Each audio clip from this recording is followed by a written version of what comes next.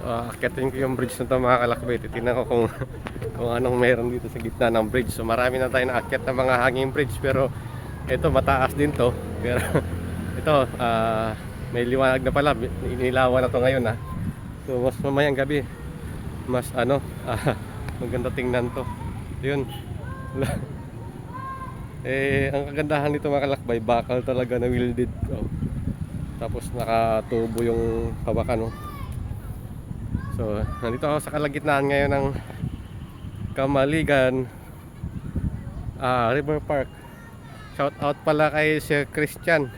Sir Christian, saan ba yung bahay mo rito? So, ito, nakikita na natin doon yung pinanggalingan kanina na floating restaurant. Tapos yan. So, hindi pa ganun kadilim kasi ngayon.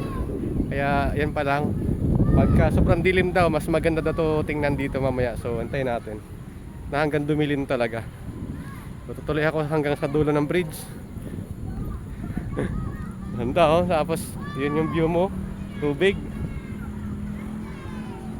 Diba? Ang paligid oh.